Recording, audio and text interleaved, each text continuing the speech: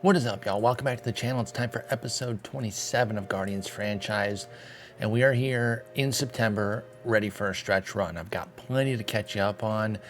It's tight and we're battling, so we will get into that. But first, I want to take a quick look at some of the draft. We're not going to go through all 20 players in a deep dive or anything, but I want to give you an outlook of some of the stuff that we did. We opened up with a guy named Omarion Senegal with our number 29 overall pick, our first rounder. High adaptability, work ethic, intelligence. Obviously, you already know I'm interested there. And then as you can see, you've got the stuff, home run, and control that can all work into the 60s at peak. Now, I've noticed that I think a lot of the draftees, their BABIPs are kind of set. I don't know, does it evolve like as they get better? Maybe they show that skill and so they're like, oh, okay, that works. Or do they always just stay where they are? I'm trying to remember on that because I feel like I saw a bunch of guys in the draft that just didn't have any growth in BABIP. So I don't know. But either way, like that's something that he will need to work on, the BABIP, to really become a frontliner. But I like the foundational skills here and, of course, the personality. By the way, at the end of the last episode, I showed the draft class a little bit and I kind of went over it. And some of y'all might have noticed that I had the work ethic filter on at high. So that was only the high work ethic guys. And I'm a little embarrassed to report that I left it on that way for the first 4 rounds of the draft.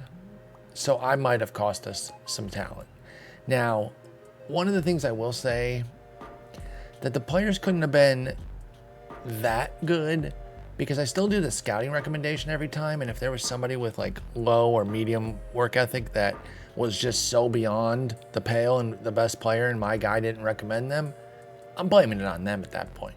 Anything I can do to shirk responsibility here, I'm gonna do. But yeah, I noticed it in like the 4th round and I was like, oh no, that could be bad. But you know what? We had that one draft where we took a bunch of low work ethic guys and I didn't really like that. So we went the opposite here. You will see Julio Medina. Oh wow, high work ethic. How'd you get that in the 2nd round? Great.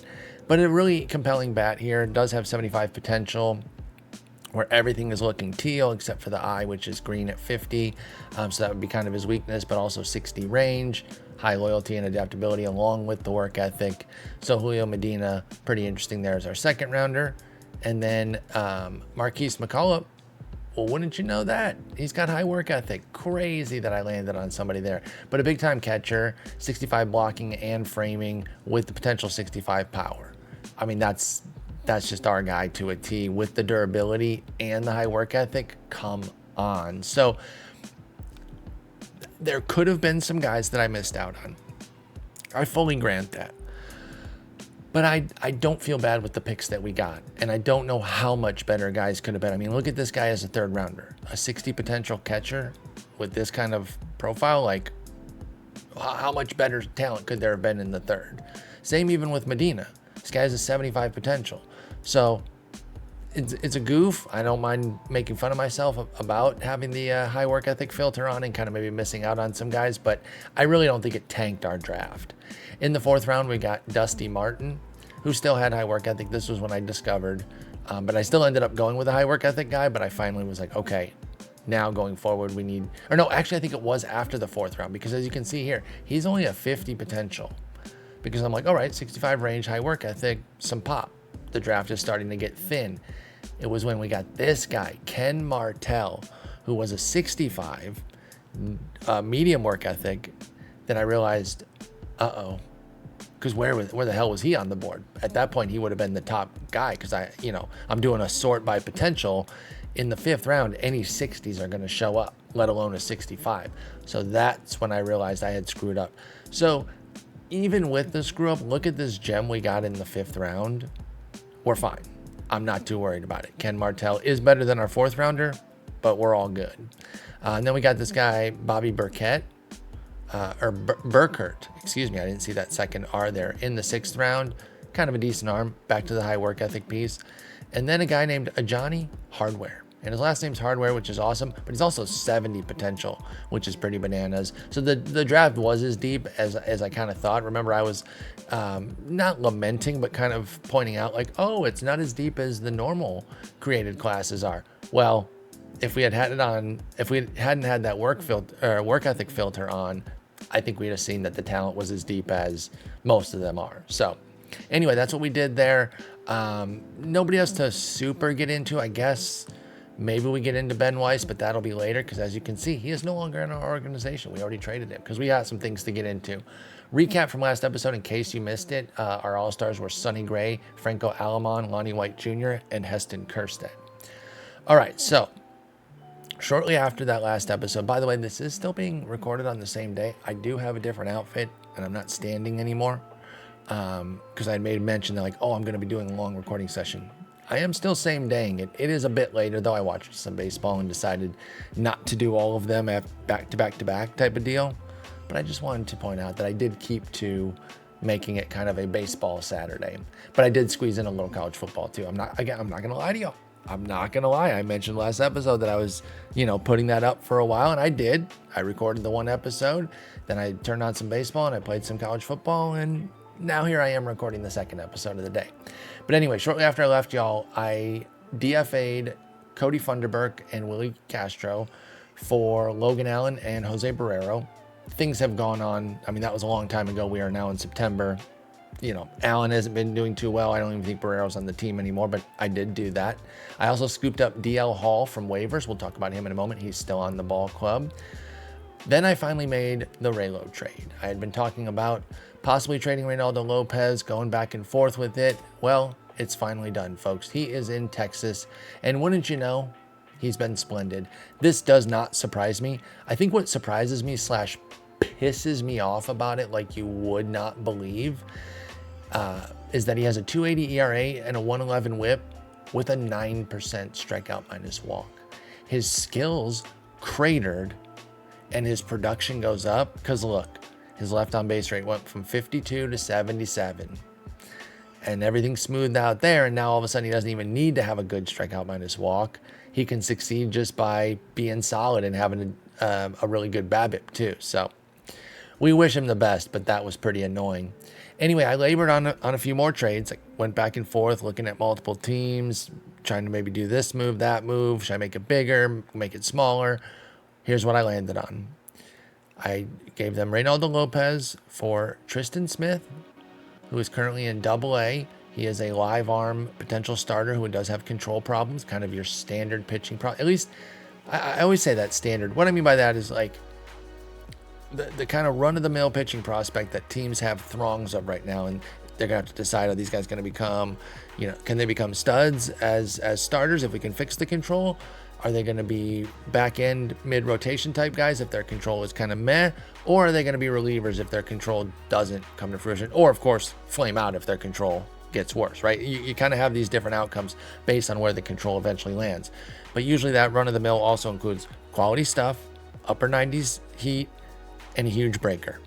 And that's exactly what Tristan Smith has. He's got 60 stuff because he has a 75 fastball, 75 slider, throws 95, 97, and then the 45 control. So your prototypical, useful starting pitching prospect there.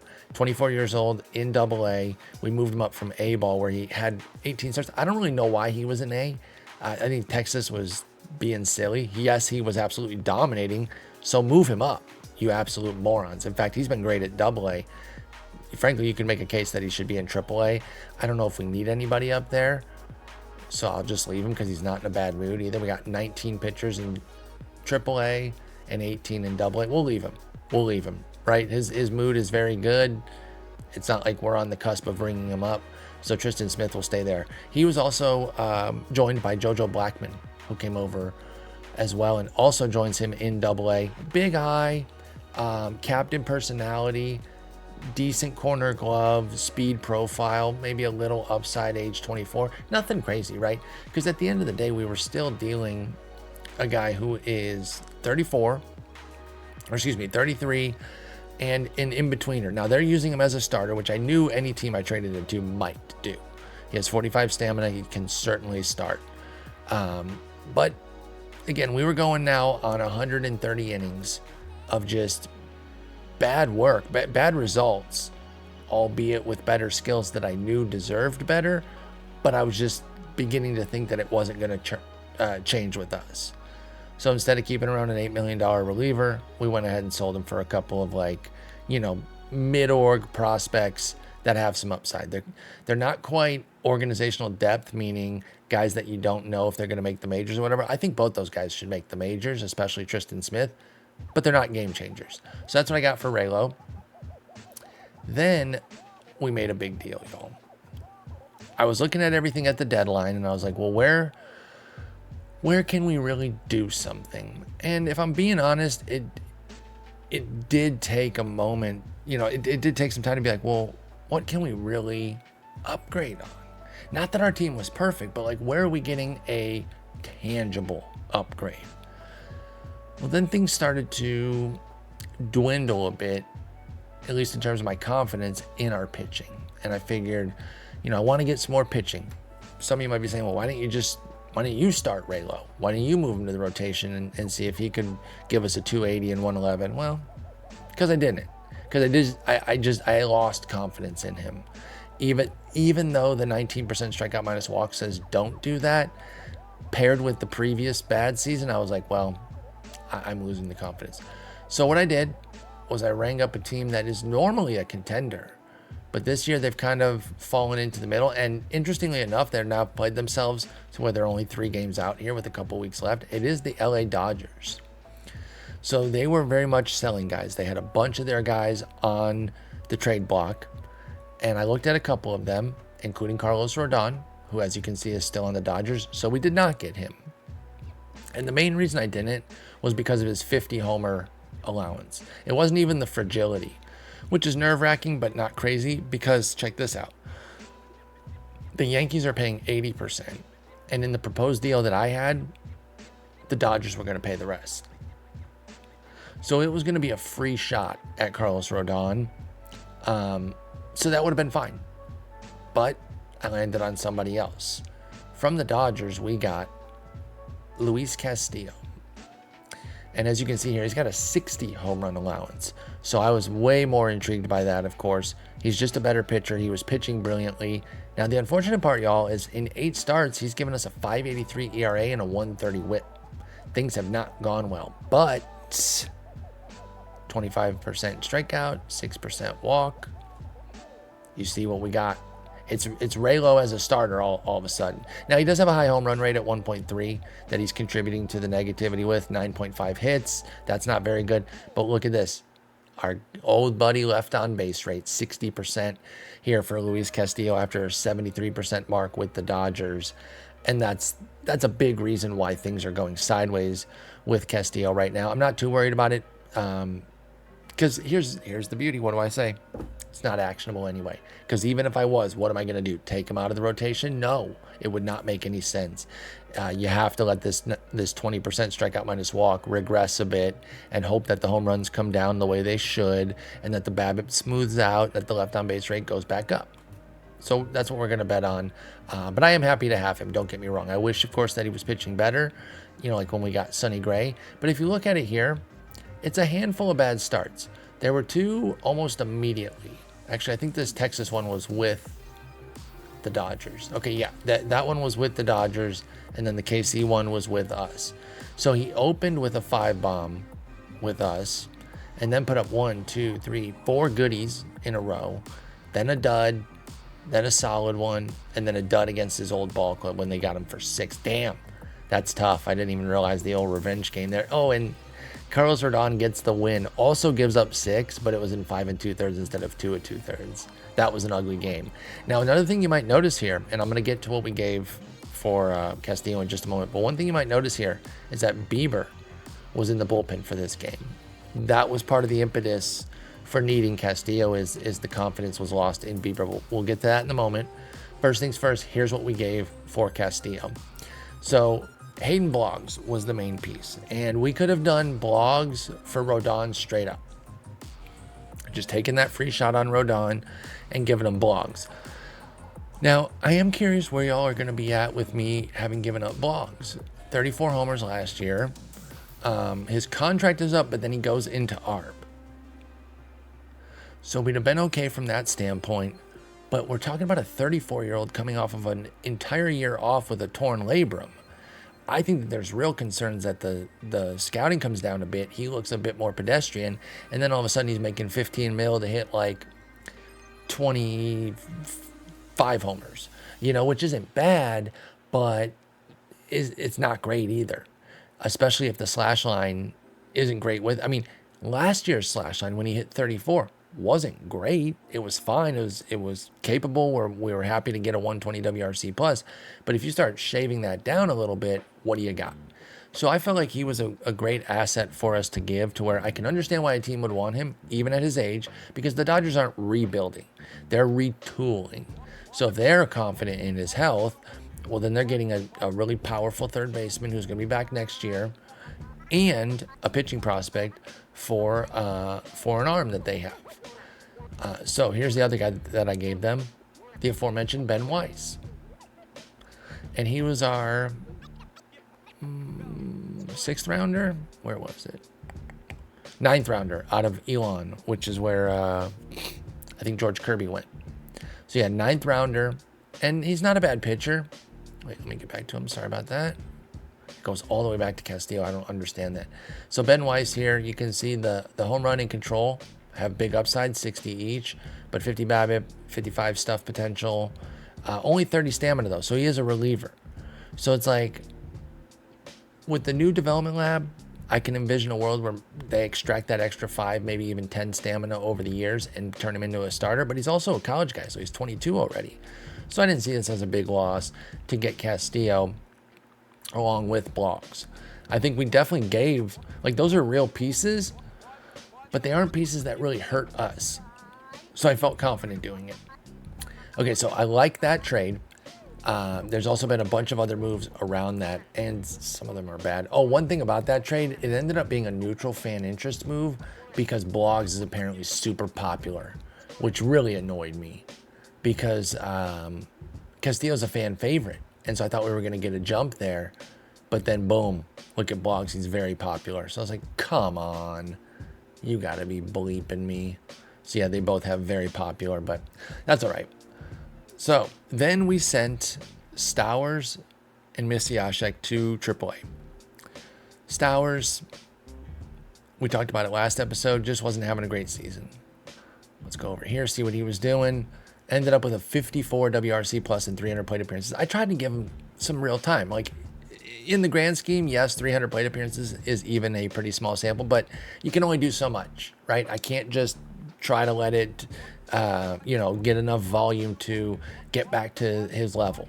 He wasn't performing well. And we knew that he was a fluky type of guy. In fact, I think I even pointed out that after 2025, in that offseason, I was like, he's never going to be that good again.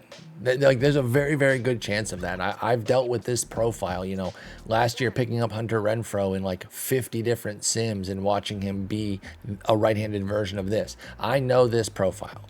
So I am not surprised by anything that is happening with Stowers, to the point where I wouldn't even be surprised if he comes back next year and pops, 27 homers for us in a platoon role or something. That's just the kind of guy that he is. Misiaszek was more of a numbers game, where I just didn't need another lefty, and we really weren't using him. He got 8 scoreless.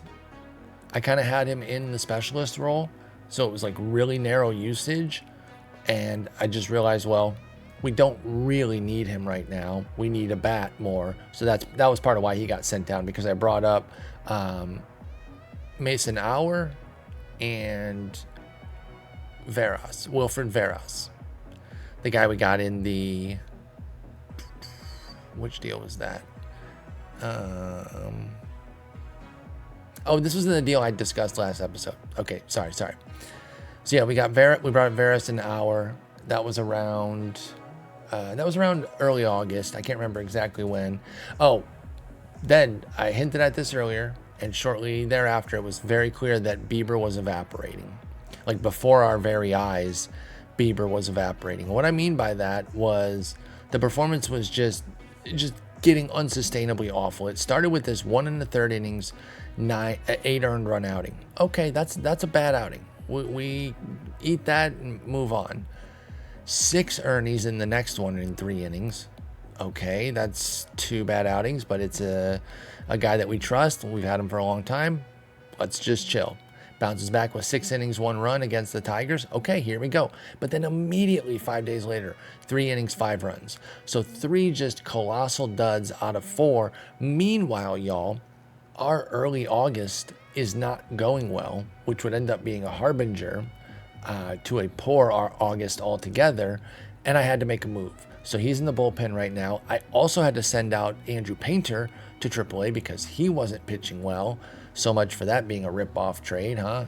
No, I'm sorry. I sound defensive when I say that because like one person said that we hosed Philly, but and he still might end up being great, but he had to get sent out. The numbers just weren't there. 6.62 ERA, 150 WHIP. He's been dog shit in AAA too. So it's been a rough debut season for Painter. So the downside of that was we go 13-15 in August and 3-5 so far in September. And just like that, y'all, thanks in more part, not to our struggles, which played a role, but throw in the fact that Baltimore also went 20-9, I believe. Yeah, 20-9 in August. Only 3-4 in September, so they haven't gained any ground in September. But all of a sudden, they are in first in the division. So they were the tiger lying in wait. We were, we never were counting our chickens before they hatched, but we were consistently leading. We were also saying kind of like, where's Baltimore? Where's Baltimore? Where's Boston? The 2 guys that were supposed to be up there with us. Because remember, it was Guardians, Tigers, Yankees, or Yankees, Tigers. I forget the exact order, but the 3 of us were at the top last episode with the Orioles and Red Sox a bit further back. Well, and the Red Sox, they're still on the cusp of the playoffs. They're still not in, but they continue to hang around and be fine. But look at where the Orioles are. And we just knew it. We just knew that was going to be the case. So I'm not even surprised at all. And now we've got a race on our hands. So let's get into it. Here we are. Let's look at our final rundown here. We've got a trip to the White Sox. We host the A's and the Rangers back-to-back. 4 in Yankee Stadium. 3 against Detroit. 3 against Baltimore at the end of the month. And then 3 in Toronto to end the season at the beginning of October. Okay, so here we go. We're going to the Cubs, or to the White Sox, excuse me. They are 75-65, so they're not a bad club. Texas, pretty solid. Oakland, they're bad, good. New York, good. We know that already. I didn't even have to check that. Detroit, solid. We know that too. I didn't have to click that. I'm wasting time. Baltimore, awesome. And then Toronto, actually, I don't know where they're at. Toronto is bad. Okay, so it's a pretty tough schedule. So here we go. We got the ace going. We got Cantillo. I mean, he's the ace kind of in name only, in that he's the number 1 guy, like in the list. Sonny Gray is the ace. Sonny Gray has ascended to the ace this year, taking it over. Had a tough half year last year. He's back though. But it doesn't matter. We don't have to worry about those roles. We need to worry about dubs. By the way, getting swept 3 in LA, I mentioned that they've kind of fought back into it. When we traded with them, they weren't really doing that well.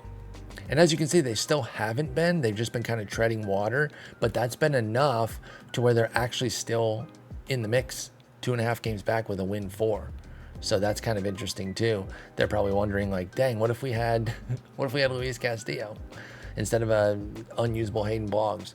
So we won the first game at Chicago. We lose the second, so we got a rubber match here going into the off day.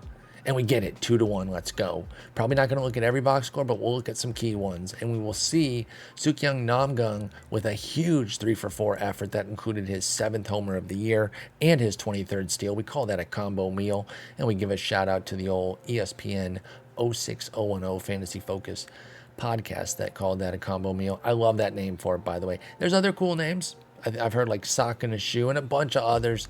For me, it's combo meal. It's just easy, and I've been calling it that way the longest, so that's just what I stick with. All right, Oakland and Texas come to visit, and we need to take care of business against 2 beatable teams. Oakland, just bad. We cannot lose the series to them, and all this talking I'm doing right now is ensuring that we're going to, but we really, really can't. And then Texas, they're a capable ball club. We still can't be losing a bunch of games to them, but at least if we do, they're not terrible. By the way, Blogs treatment not going well, suffers setback. Oh my God, it's a whole nother year. Oh man. I was going to do something and I didn't, and I'm not. And I shouldn't. This sucks though, right? I'm never trying to like rip off a team, ever. This obviously makes the deal a pretty big win for us. You know, when I thought they're getting him back next year, okay, they're getting back a nice power hitter. Not going to be surprised if he does well for them. Easy peasy. But now, isn't there a world where they non-tender him? Like, do you really want to pay him 15 mil next year on ARB just to rehab with you at age 35?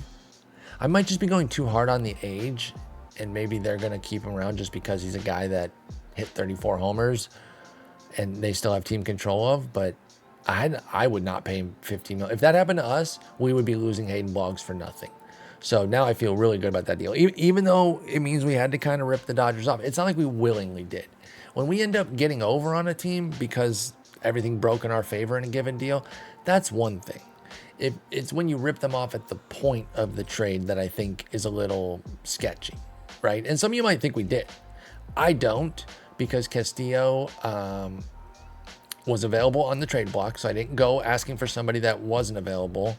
Oh, I also didn't show you that we have him for next year. So they were trying to get rid of some of the money. They ate 50% of it. That's how they got Ben Weiss.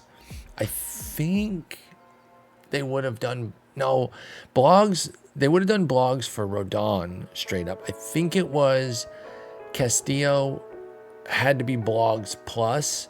And then I could have maybe given a little bit of a worse player, but I gave Weiss because then that's when they would eat the 50%. I think that's how it went down. But either way, I forget what led me on. Oh, I was just looking at the Dodgers. But let's go to Oakland here, or let's host Oakland. 61-82. They've got Yennier Cano starting these days. Okay, shit is bleak in Oakland, y'all. Come on, Paul.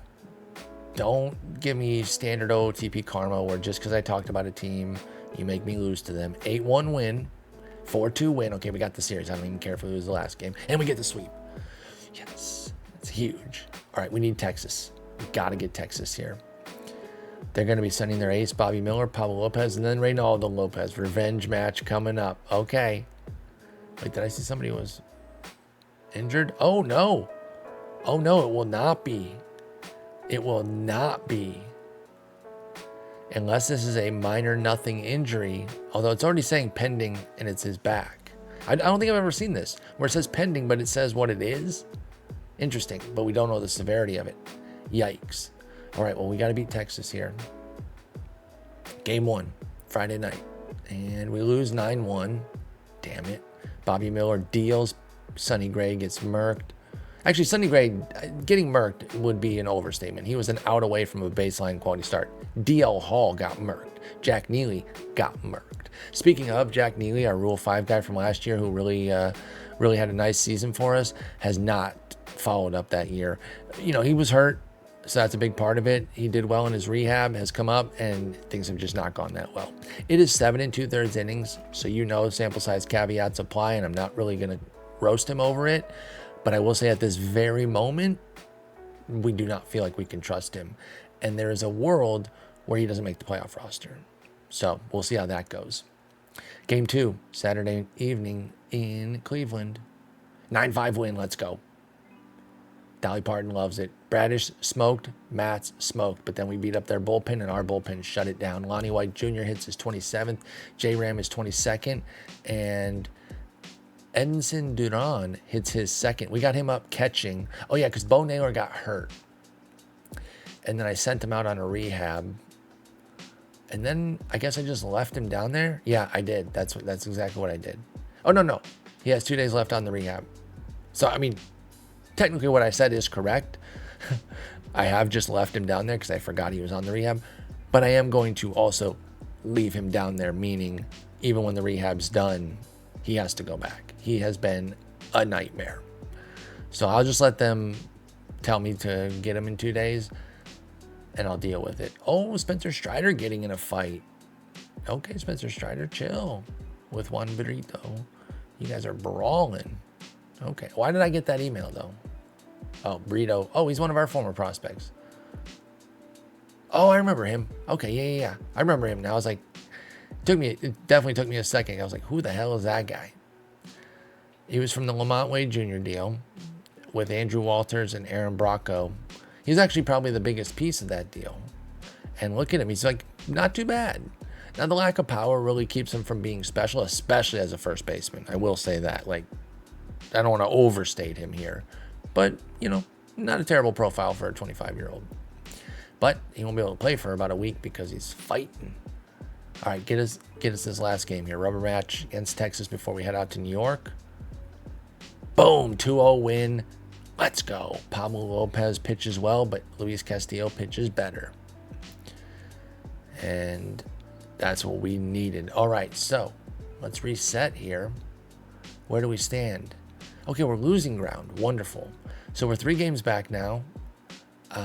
We're on a win 2. They're on a win 1. All right, we've got the Yankees here. One thing for sure, we feel great about making the playoffs. It's not clinched yet, but there's almost no world where we don't. So that is good, but I really want the division, and I am kind of mad that we've choked it away at this juncture. Although I will say, I don't know anything that I would have done all that differently. August went poorly, and it started with this. Well, it started with losing 3 out of 4 in Detroit. Not because they're bad, but just because losing 3 out of 4 in any 4-game set sucks. But then paired with a 3-game, 2 out of 3 loss against Charlotte. That was really tough. They're 62 and 86. They're bad still. So that was frustrating, that kind of back-to-back there. And then we lost 2 out of 3 against New York at home. So that little run there really set the month on a bad path. We took the series against Arizona, took one in Atlanta, but then lose 3 of 4 in Boston. Swept Charlotte to kind of get some revenge on them. But by then the damage was done on the month. And it just, there's nothing I should have changed, I don't think, right? Sometimes you just have a tough month. And if your worst month is 2 games under 500, I mean, it's fine. I know, again, for the second time this episode, I'm sounding defensive. I'm pissed about it. And it's one of those where it's like, I don't know what I could have done other than it was just happening. And then the fact that your rival's going 20-9 at the same time, it's just, the timing of it couldn't have been worse. But now we go to New York, 4 games against the Yankees. They are led by a group of Juan Yepez, Vinny Pasquantino, Willy Adames, Gleyber Torres. They have Wilson Contreras. I am intrigued by this Juan Yepez, Vinny Pasquantino combo because they got Yepez out in right, which is suspect. He's hitting all right. Shouts to him. In fact, he's hitting really well in real life right now, which is very cool. I like Juan Yepez. I saw him at the Fall League when he was MVP of the Fall League. Vinny P and Adames have 28 and 38 homers respectively. We need to be careful. Jason Dominguez has 36 homers. Oh, he's on the IL then. Oh, wow. Okay, yes, so that's a colossal loss. Because I was thinking that this lineup looks a little light. Like those 4 in the middle are pretty good, but then the rest of it sucks, if we're just being honest. And I mean, they missed one there. Oh, and then there's Judge too. Oh my God, and there's Cole. Jesus. Dominguez, Judge, and Cole on the IL. That is devastating. Judge will be back right around the end of the season. Cole will be back if they make a playoff run and actually have to win like a round or 2. Dominguez is out for the year. Oh, Juan Geiler. I think we learned that it was Geiler. What is he, French?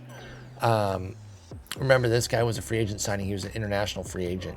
Big time guy. They're also missing him, but that's a day-to-day injury. All right, it's time.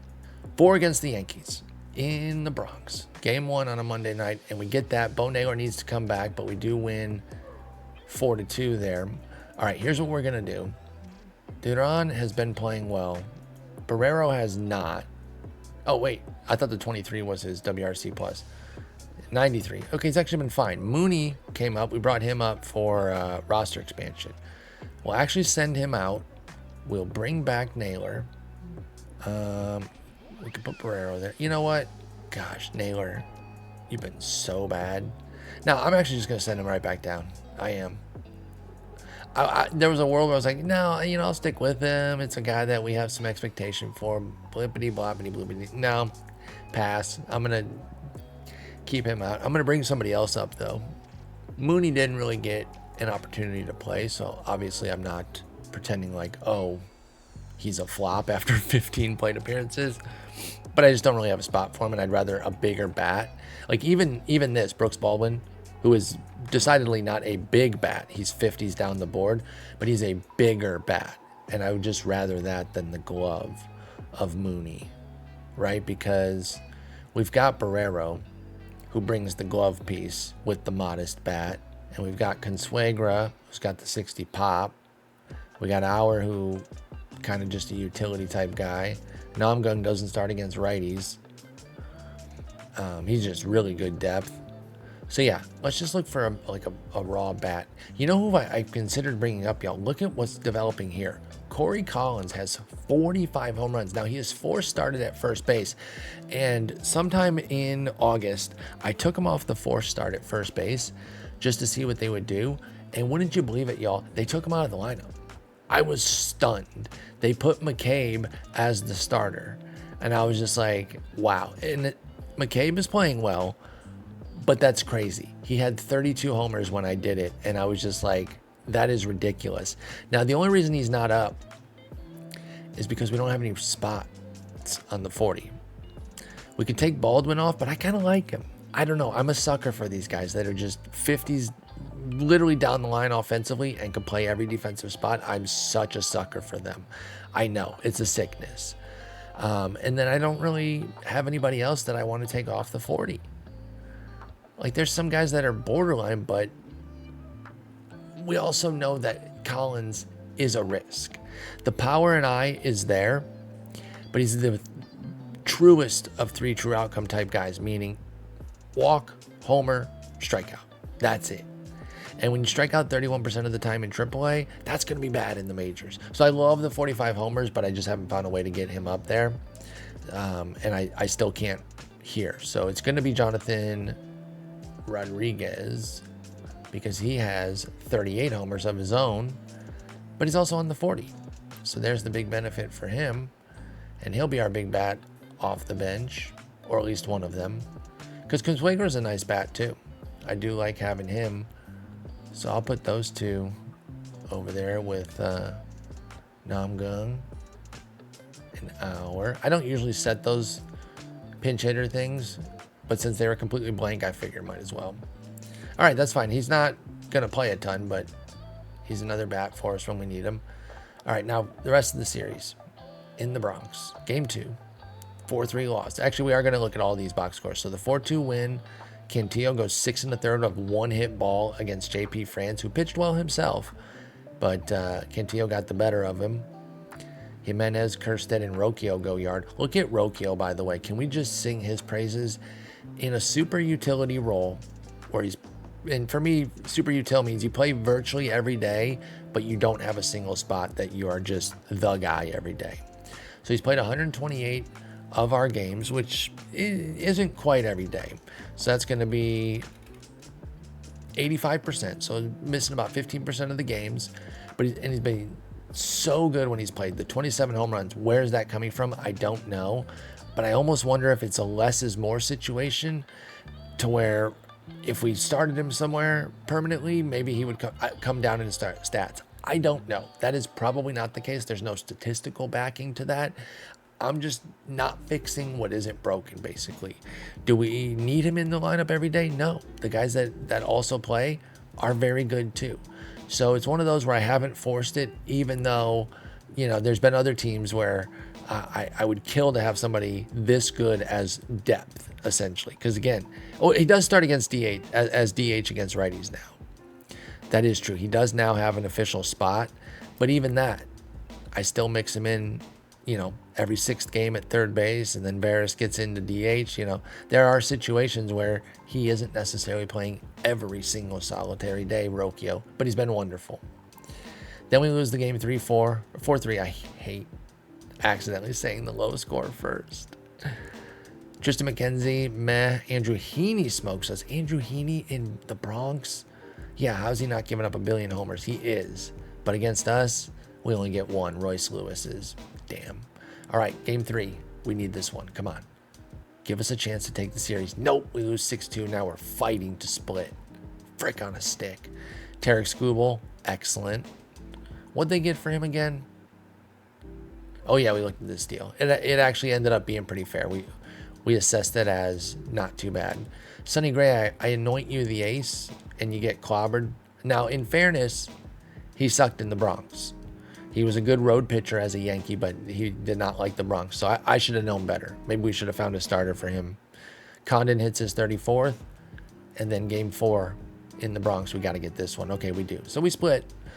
As long as you get the split in 4, all's good, but still frustrating. Dylan Cease as well. Damn, I looked at their hitting, but what is this pitching that the Yankees have? It's very intriguing. Geiler, Skubal, Cease, France, Heaney. So no actual Yankees. An ace from another team in Skubal, a semi-ace in Cease, and then 2 fifth starters in France and Heaney, both from Texas. Just an interesting makeup there. They do have Mason Miller, but he's not quite quote-unquote Mason Miller, meaning he hasn't pitched like the best reliever in baseball.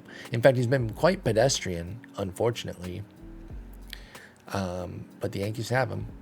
All right, so we're now 4.5 back because now the Orioles have won 4. It's looking bleak, y'all. We basically need to sweep them when we play them. That said, we have clinched a playoff spot, so we can only be so upset about things. Oh, speaking of things to be upset about, and we can only be so upset, AAA played very well. AA getting a bit better. I know 10 games under is still bad, but y'all, I lament the minor league results every year. They're getting better because look at this. A-ball, 60 and 72. It is weird to praise a 12 games under team, but we're usually in the 300s as we are in high A here at 348 win percentage. So advancement, and we will applaud that when it happens. So nice job on the advancement. All right, so 4 games back, 4.5 games back.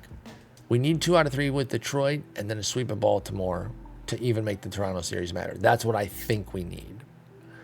Let's see what Baltimore has, by the way. They've got Boston.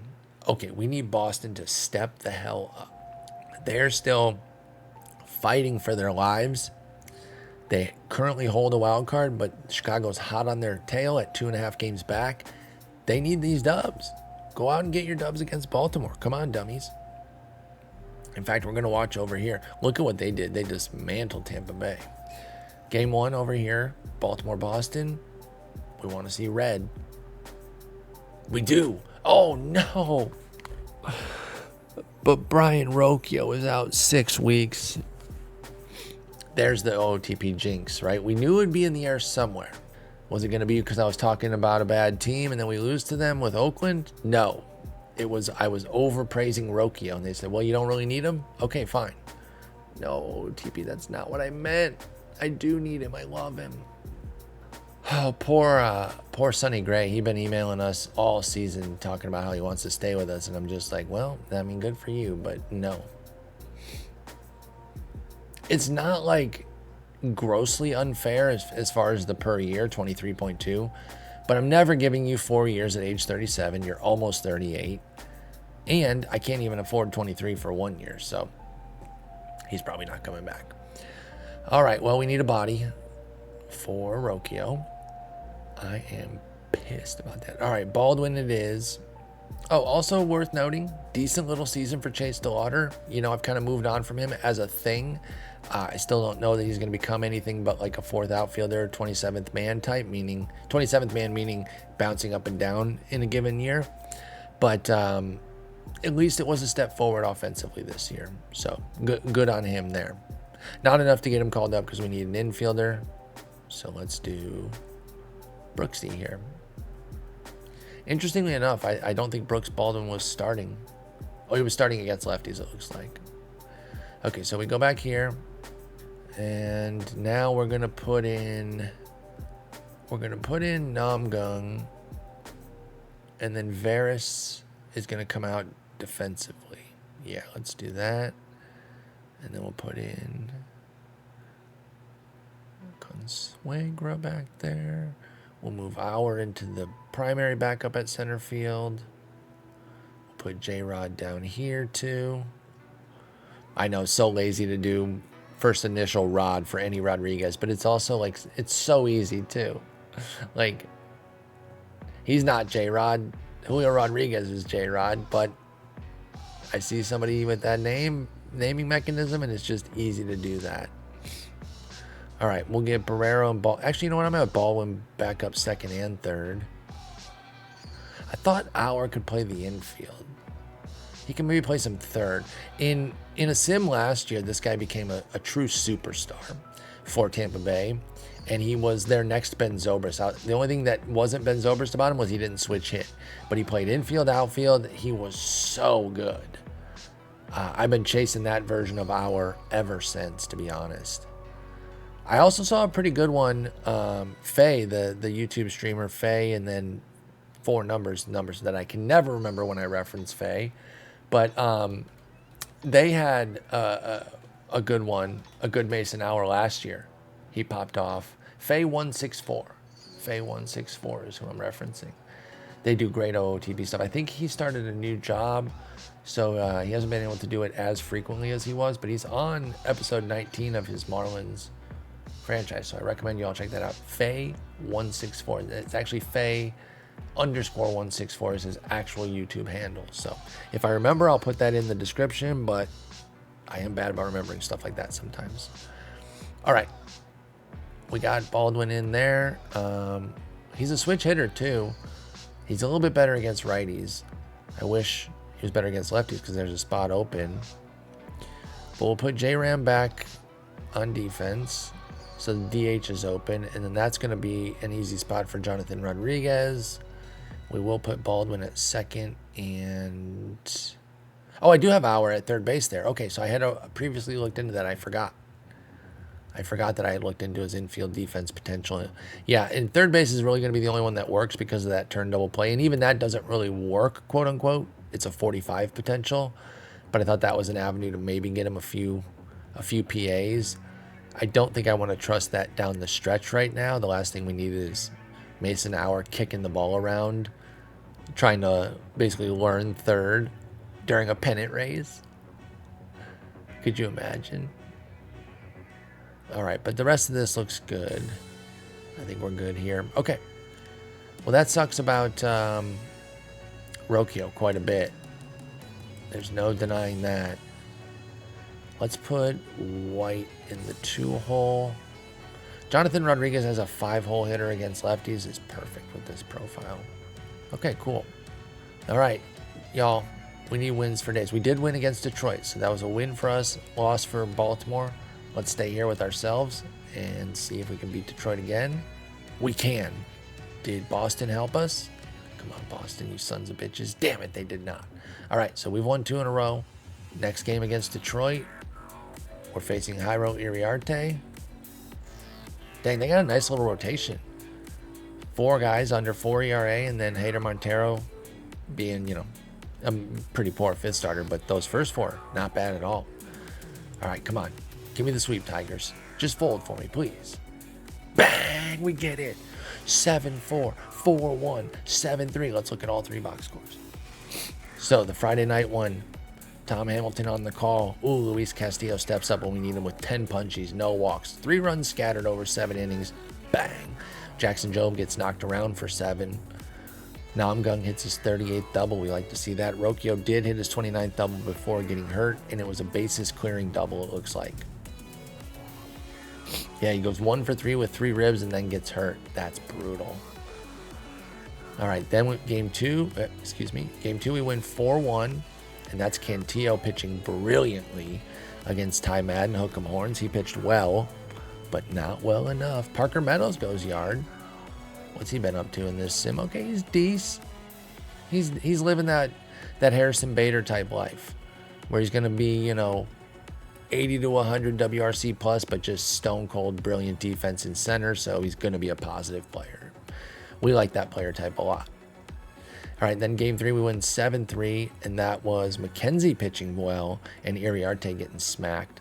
Andres Jimenez goes yard for his 12th. Is Iriarte right or left? He's a righty, okay. Just wondering who Jimenez went yard off of. Okay, here it is, y'all. This is the season in terms of the division. It's a 3-game set against Baltimore. Sonny Gray against Grayson Rodriguez. Kyle Bradish against Jeffrey Springs.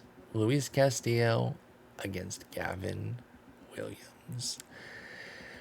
Well. Look at Gavin Williams being a good starter again all of a sudden. Let's go look at that deal now. I think we're probably getting pretty cooked on that deal at this point, right? From our worst trade situation. Worst trade by WAR. Yeah, we've lost 8 WAR in that deal. Well, it happens. Oh, I love this. I didn't notice this. It says then the 72nd prospect, Kyle Manzardo, then 53rd prospect, Heston Kjerstad. I love that it tells you that, because I wouldn't remember.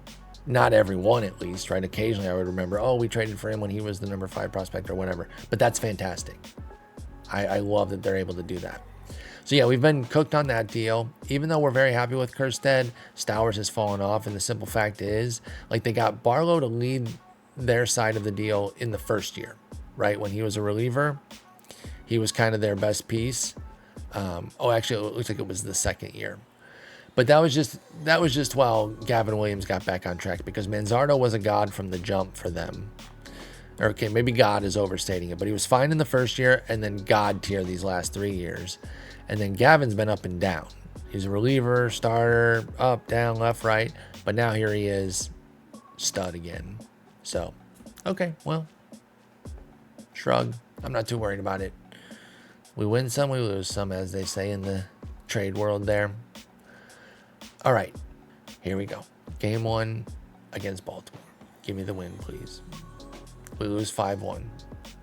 So that puts us 4.5 back, and it's pretty much over. We need these last 2 and then a sweep of Toronto, while they would have to be swept as well. So it's not going to happen. That's unfortunate. We win 7-6 and then 10-5. Okay, so we win the last 2. We take care of business there. Let's look at the boxes. 5-1 loss was Sonny Gray pitching fine, but Grayson Rodriguez just pitching better, and then their bullpen really tightened up. Kobe Mayo hit his 39th, and we didn't really get much offense going. But then we win 7-6. That was a wild game. Each team scored 3 in the first, 1 in the second. Then we scored 2 in the third, 1 in the fourth. They bounced back with 2 in the sixth, but it wasn't enough. Bradish, modest against his old club, but so was Gavin Williams, was flat out bad. So we got him. We win the trade. No, we definitely do not, but we win that game. Clase gets his 34th save, and then a 10-5 victory. Castillo was not good, but neither was Springs, and then our bullpen was excellent. Mason Hour hit his first, Condon his 35th, Bailey his 14th, and Barrero his first. 3 steals for Lonnie White. Let's go. That gets him to 20 for the year. So if he could hit a homer in each one of the last 3 games of the year, he can go 30-20. But 25-20 is pretty sick. I mean, he's actually at 27. I know that was unclear the way I said that, but we use the 5s and 0s in this world all the time. So I was basically saying he's part of the 25-20 club, but technically the 27-20 club. All right, day off and then a trip to Toronto to cap off the season here. We will end that episode, and then we will do the playoffs. We're going to do it all in one fell swoop again. I kind of like that. I love playing it out, y'all, but, you know, time is just a factor. And as much as I do like that, I can't play them all out. So what we'll probably do, I'm trying to think based on time. Maybe we will do, like, since we have to play the wild card, we'll do that round as a play out. And then if we do well, then the rest of the playoffs will be its own episode after that. But we'll see. We'll see how I feel after this episode. All right, so we got some Ducks retiring. I can't think of any of them being prominent for us, so that's fine. Morris Bland retires. That was the manager.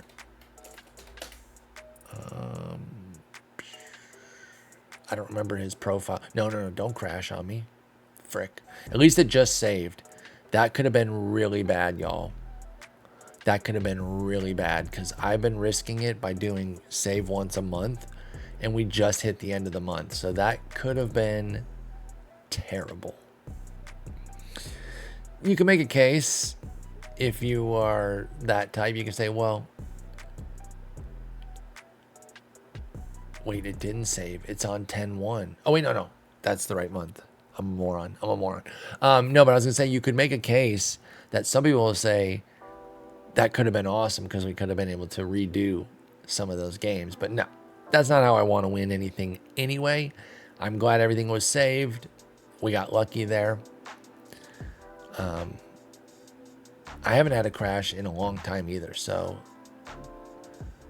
I felt like I was doing pretty well. I try to restart before I'm doing a long recording session for that exact reason. So I did restart earlier, but that was several hours ago when I recorded the first episode 26, which is already up. People are already watching that. All right, so back to 10/1 here. Player development report, and Anthony Susak. Okay, nothing major there. So we lose our AA manager. That's fine. We're also losing this guy, I think, Todd Black.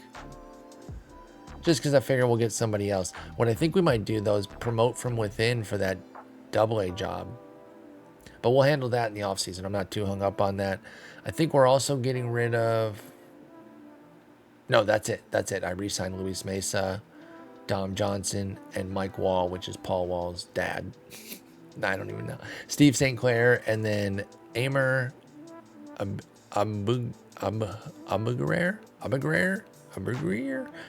That was brutal. Y'all, I try with pronunciations. Sometimes I'm just horrendous at it, though. I will freely admit that. All right, so 3 against Toronto. It's mostly for funsies, I think, because we are the #1 wild card. And again, I guess there's a world where if we win all 3 and they lose all 3, but then it comes down to the tiebreaker. We don't get to play them, so would we even have the tiebreaker? I don't think so. Oh, actually, we would. We've cooked them this year. Hot damn, we're 8-4 against them this year? Okay, who do we need? Who's our hero? It's Charlotte. Oh, Char. She's not here right now. That's why the dog cam isn't on. Okay, well, let's just stay here and watch just in case. They win the first game. Okay, it's over. Oh, no. Patrick Bailey is nicked with a contusion. Okay, just sit him. Just sit him for 7 days then. And you know what? Even though there's only 2 games left, I am going to take this seriously and make a corresponding move just because I don't want anything bad to happen. And I don't want them to play Bailey. So I'm sorry, Baldwin. You weren't really playing anyway. We'll send you back down. And Bo, you get to be up for the last 2 days. Getting your big chance. Not really, because you're not even necessarily going to play. It's going to be Duran and Naylor, but whatever. It's better than nothing, right? You get to be on the roster, collect a few big league checks. We'll let him start against righties. How about that? Let's just finish out these last 2 games. We did win that first one, and we win the second one, and can we win one more going into the playoffs? Bang. Oh, we lose. Okay. All right, let's go to save once a week. We'll go to save daily once the playoffs start. We end up with a very strong 162 season, but Baltimore goes 104-58. They are such a freaking powerhouse, y'all. Look at this. They go 20-9 and 20-9 because everyone puts September, October together. Nobody's like, oh, their October record, because it's like 1 to 3 games a year basically. So they go 40-18 to finish the season. Like, that is just so filthy. And it's not like they were bad before that. They had no bad months. But like I said, back when we were doing last episode, it was in early mid-July, and they were fine, right? Like, they were just kind of treading. Remember, Yankees, Tigers were ahead of them. Then you fast forward a month to August 4th. They're already ahead of the Tigers and Yankees. Here they come. Then you go to September 4th. Ruh-roh, they're in first. And now here we are on October 1st. And that's a GG. Look at Colton Cowser. Maybe we should have gotten him instead of Kerstead. Although I don't think he was as available to us. I think he was valued higher by them. I can't remember. I had them as kind of a 1A, 1B. They are quite literally 2 of my favorite non-Tigers in baseball. as far as like the real life aspect. I love both. So I can't remember the dynamics there, if we could have maybe gotten Kowser instead, but I'm not upset with Kerstead. As good as Manzo, like the haul that they've gotten, it's just that what they've gotten has overperformed. It's not like Kersted's been bad. That would make the deal really tough, is if he just sucked and the guys were good. But this has been a win-win deal, even though they are winning the war battle. Nah, I wasn't even thinking about what I was saying there, but you know, the whole phrase like, we won the battle, or they won the battle, but we win the war. Well, they're winning the war battle. Okay, so who are we going to face?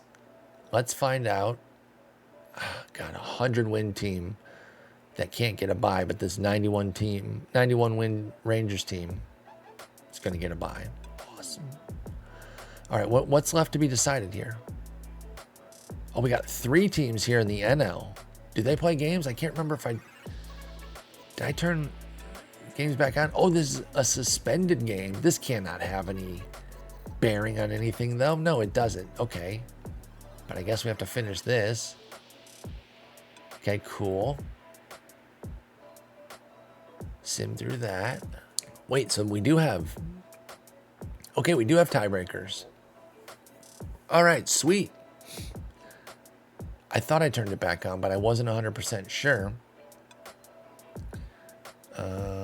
Where do you turn that on? I don't remember where I turn that on for anybody that wants to. Sometimes it can be difficult finding things, which, by the way, interestingly enough, you know, of course, team's already working on 26 and everything and getting ideas.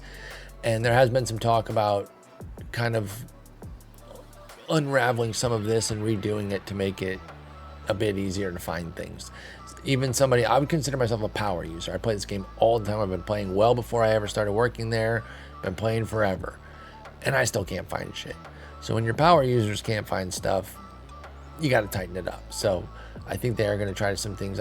No specifics on that because I don't have them, not because I won't share them. But there was some chatter about we could stand to be better here. All right, where's the tiebreaker thing, though? I would like to find that, but I'm not going to spend forever on it. It would probably be like around the playoffs, maybe. Boom, break ties with tiebreaker games. There you go, y'all. So if you guys want those back, you can get them. And we have 2 coming here because somebody has to play the Dodgers after that. You can go to tiebreakers here, and it's going to be Mets, Pirates, and then the loser is going to face the Dodgers. So let's go ahead and get through this. So the Mets win, and then we go here to the next day. And then the Pirates are going to face the Dodgers. And then is that going to be it? I think. Bonk. Pirates win. Okay, so then Pirates stay in the playoffs? That's the case. Yep. Okay, so Mets, Pirates make it. Dodgers go home. And now do we have a bracket? Oh, no, we'll have a bracket tomorrow. And let's see a bracket. Bracket me. Bang. We have a playoff. And we have our bracket. We are facing Boston. Okay. We talked some shit, you know, because they were the top dogs in the predictions, in the preseason predictions. And I was like, nah, Baltimore's the team I care about. I respect Boston, but I need to see something. Well, now we got them in October, and that'll definitely be a challenge. We can get into their team at the outset of the next episode. We don't know if we'll play Baltimore. Probably not, right? Because we are the top wild card. So I don't think there'd be any world where we would play them in the second round. I still think it would have to be an LCS again, even though it reseeds after each round. So we'll see how that goes. We'll get into it. We'll set our playoff roster as well as figure out what's going on with Boston and see if we can get some wins here. I'll talk to y'all later. Thank y'all so much for watching. Peace.